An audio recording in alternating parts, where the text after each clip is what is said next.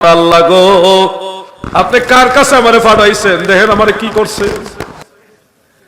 আমার আল্লাহ তো সবই জানে। আল্লাহ যার কাছে আপনি পাঠাইছেন সে মৃত্যু পছন্দ করে না, আমারও পছন্দ করে না। দেখেন থাপ্পড় দিয়ে আমার চোখ কানা করে ফেলছে।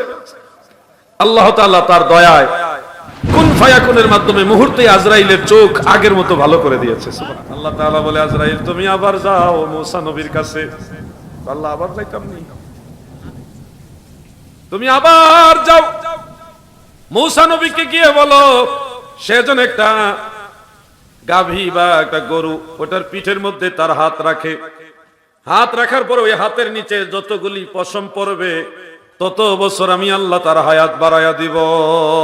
আজরাইল আলাইহিস সালাম এবার আসছে। ঘটনাটা হলো কি, থাপ্পড় মারছে কি জন্যে? মৃত্যুর ভয়ে না, মূলত মুসা আলাইহিস সালাম থাপ্পড় মারছে আজরাইলকে। আজরাইল মুসা নবীর ঘরে ঢুকছে কিন্তু সালাম দেয় নাই। সালাম দেয় নাই কেন? এই জন্য থাপ্পড় মারছে। আল্লাহ তাআলা এটা আজরাইলকে বলে দিয়েছে, তুমি তো আমার নবীর কাছে গেলা, আমার একজন রসুলের দরবারে গেলা, তুমি সালাম দেও নাই, এই জন্য মুসা রাগান্বিত হয়ে তোমাকে আঘাত করেছে। এবার আজরাইল আর ভুল করে নাই, সালাম কালাম দিয়া বলছে আল্লাহ তাআলা এই ফরমান দিয়েছে, আপনি গাভী বা গরুর পিঠের উপরে হাত রাখেন, রাখলে নিচে যতগুলি পশম পড়বে তত বছর হায়াত আল্লাহ আপনাকে বাড়ায় দিবে। মুসা আলাইহিস সালাম চিন্তা করে বলতেছে, এর পরে কি হবে?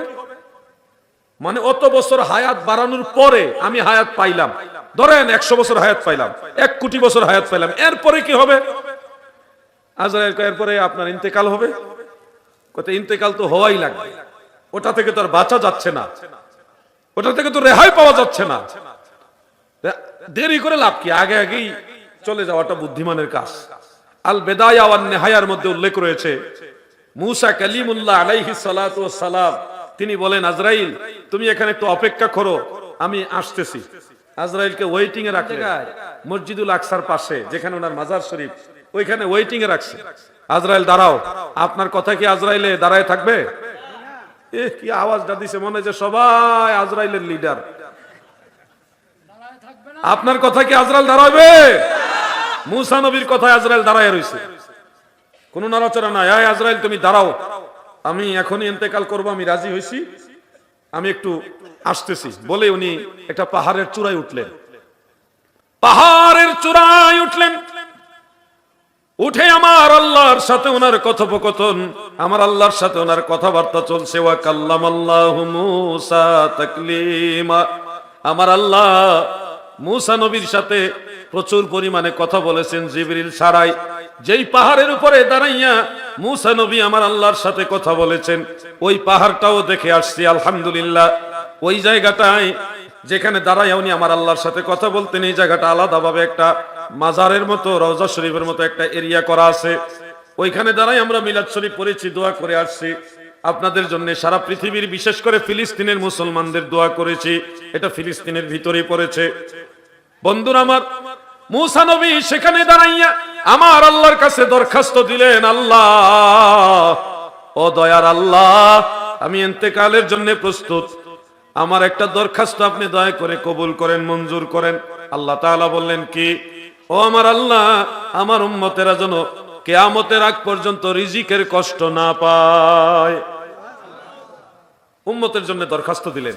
আল্লাহ তাআলা মুসা নবীকে বললেন, তোমার হাতের লাঠি দিয়ে ছোট্ট একটা পাথরের মধ্যে আঘাত করো। মুসা নবী লাঠি দিয়ে পাথরের মধ্যে আঘাত করলেন। আঘাত করার পর এটা নবুয়তের পাওয়ার দিয়ে মারছে, তো পাথরটা ভেঙে গেছে। ভাঙ্গার পরে দেখে ওই পাথরের ভিতর থেকে ছোট্ট একটা পিঁপড়া, পিপিলিকা, তার মুখে আবার খাবার আছে, খাবার সহ সে পিঁপড়াটা বের হয়ে আসছে। আমার আল্লাহ বলে, বন্ধু নবী মুসা, তুমি তোমার উম্মতের রিজিকের জন্য আমি আল্লাহর দরবারে দরখাস্ত দিয়েছো, তুমি তো জানো সবকিছু রিজিকের জিম্মাদার আমি আল্লাহ, সবাইকে খাওয়াই আমি আল্লাহ, যাকে চাই তাকে বেহিসাব রিজিক দান করি আমি আল্লাহ। ওয়া তারযুকু মান তাশাউ বিগাইরি হিসাব, আমি যাকে চাই তাকে বেহিসাব রিজিক দান করি। মুসা, তারপরেও তুমি তোমার উম্মতের জন্য স্পেশাল রিজিকের দোয়ার দরখাস্ত দিয়েছো, দেখো এই ছোট্ট পাথরের ভিতরে একটা পিপিলিকা আছে, আমি আল্লাহ ওই পাথরের ভিতরের পিঁপড়াকেও খাওয়াই। সুবহানাল্লাহ। মুসা নবীকে আল্লাহ এটা দেখালেন, ওনার সামনে দেখালেন, দেখো একটা পিঁপড়াকে আমি আল্লাহ খাওয়াই। খাওয়াই কিনা? সত্যিকার অর্থে রিজিক কে দেয়? জোরে বলেন, কে দেয়? আপনি আপনার পিতার রোজগার খাচ্ছেন, আপনার বড় ভাই রোজগার খাচ্ছেন, বা নিজে ব্যবসা করে খাচ্ছেন, সব সময় অন্তরে এটা বিশ্বাস রাখবেন, এই ব্যবসা আপনার পিতা, আপনার বড় ভাই, ইনারা হলো ওসিলা, কিন্তু রিজিকটা ফায়সালা করেছে আমার। আর আওয়াজ দিয়ে বলেন, কে? আল্লাহর উপরে সে বিশ্বাস রাখতে হবে। মুসা আলাইহিস সালামের দরখাস্ত আল্লাহ মঞ্জুর করলেন। সেখান থেকে তিনি লাঠির উপরে ভর দিয়া খটখট খটখট করে পাহাড়ের উপর থেকে নিচে নামলেন। আল বেদায় ওয়ান নেহায়ের মধ্যে এটা উল্লেখ রয়েছে। নামার পরে ওই যেখানে আজরাইলকে ওয়েটিং এ রেখে গেছিলেন, ওখানে এসে দেখে 8 জন লোক একটা সুন্দর কবর খুঁড়তেছে। মুসা নবী এত সুন্দর কবর দেখে ওনার মনের ভিতরে একটা আনন্দ জাগলো, এত সুন্দর কবর, এটা কার জন্য? ওই 8 জনকে বলল, হে আমার ভাইরা, এই সুন্দর কবর, এত চমৎকার কবর, এটা কার জন্য? ফেরেশতারা ডাইরেক্ট না বলে ইঙ্গিতে বললেন যে আল্লাহর এক মায়ার বান্দার জন্য, আল্লাহর এক সালেহ নেক বান্দার জন্য, আদরের বান্দার জন্য কবর। ডাইরেক্ট বললে যদি আবার খেপে যায়, তা তো আবার বিপদ নিয়ে আসে, বলাও তো যায় না, আজরাইলও ছাড়ছে না।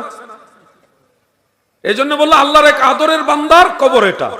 মুসা নবী বলতেছে, এত সুন্দর কবর, তোমরা যদি আমাকে অনুমতি দাও তাহলে আমি কবরের মধ্যে একটু শুইব, আমি এই কবরে শুয়ে একটু আরাম নিতে চাই, বরকত নিতে চাই। ফেরেশতারা তো খুশি, আমরা তো এটাই চাই। ঠিক আছে, ঠিক আছে, নো প্রবলেম, আপনি এখানে একটু শুইতে পারেন। মুসা আলাইহিস সালাম সেই কবরের মধ্যে নামলেন, নেমে একটু শুইলেন।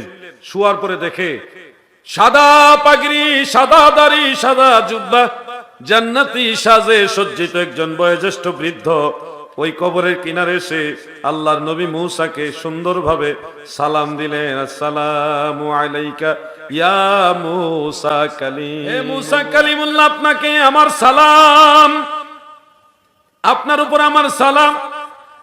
আপনি এখানে বিশ্রাম নিচ্ছেন, আমি আপনার জন্য একটা ফল নিয়ে আসছি, একটা আপেল। এই ফলটা যদি আপনি গ্রহণ করতেন, আমি বৃদ্ধ মানুষ বড় খুশি হইতাম।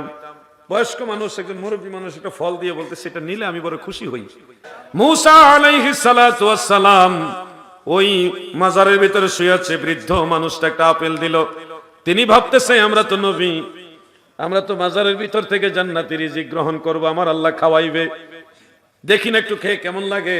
তিনি সে আপেলটা গ্রহণ করলেন এবং ওখানে খাওয়ার জন্য উদ্যত হলেন। ওই সময় চুপচাপ, কোনো আওয়াজ নাই, নড়াচড়া বেশি নাই। আজরাইল আলাইহিস সালাম মুসা নবীর রূহটা লইয়া দিছে দৌড়। সুবহানাল্লাহ। টের পাইতো দেয় না, টের পাইলে যদি আবার রূহ মুবারক নিয়ে গেছেন, তখন ওই মাজার শরীফের ভিতর থেকে ওই 8 জন যে ফেরেশতা, এরা মূলত ফেরেশতা, মানুষের সুরতে কবর মাজার শরীফ খনন করেছে। ওনারা তিনার লাশ মুবারককে ওই কবর থেকে বের করলেন, জেসেম মুবারককে বের করে তারপরে সুন্দর মতো গোসল দিলেন এবং জানাজাও পড়ালেন। অনেক মানুষের উপস্থিতিও হলো। তো সেখানে তিনার আপনজনরা ছিলেন হযরতে ইউশা বিন নুন আলাইহিস সালাতু ওয়াস সালাম, ওনার মাজারও জিয়ারত করে